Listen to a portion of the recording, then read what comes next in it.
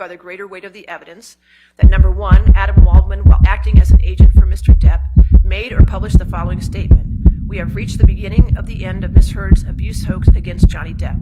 And number two, the statement is about Ms. Heard. And number three, the statement was seen by someone other than Ms. Heard. And number four, the statement is false. And if Ms. Heard further proved by clear and convincing evidence, number five, that the statement by Mr. Waldman was made with actual malice. If Ms. Heard failed to prove any one or more of the five elements above, then you shall find your verdict for Mr. Depp with respect to the above statement.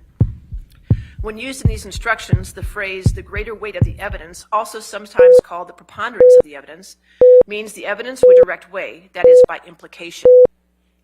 In determining whether any of the statements have a defamatory implication, you must consider the op-ed as a whole and the circumstances surrounding its publication. You should consider if these circumstances show that the words used are defamatory and relate to Mr. Depp. However, such circumstances cannot extend the meaning of the words used in the op-ed beyond their ordinary and common meaning. The proposed implication must be reasonably drawn from the words actually used. In determining whether any of the statements in the op-ed are false and defamatory as to Mr. Depp, you must read the statements in the context of the op-ed as a whole. This means you may not seize on any one word, phrase, or image, or consider only one particular statement, phrase, or passage in isolation. In determining whether any of Mr. Waldman's statements are false and defamatory, you must read those statements in context as a whole. This means you may not seize on any one word, phrase, or image, or consider only one particular statement, phrase, or passage in isolation. Both parties have the burden of proving actual malice by clear and convincing evidence.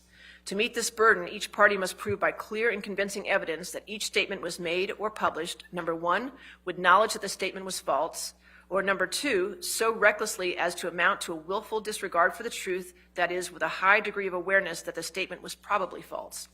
Actual malice is a subjective analysis that looks to the state of the mind of the person who made the statement. If the person who made the statement is believed it was substantially accurate at the time of its publication, then it does not give rise to liability for defamation.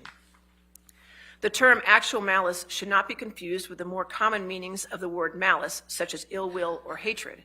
Actual malice is not established merely because an author was motivated by ill will, prejudice, hostility, hatred, contempt, or even a desire to injure another. In order to find that Ms. Heard republished the original op-ed, including the headline, through a tweet on December 19, 2018, you must find that she retransmitted the defamatory material or redistributed the material with the goal of reaching a new audience. Stated differently, republication occurs when the speaker has affirmatively reiterated the statement.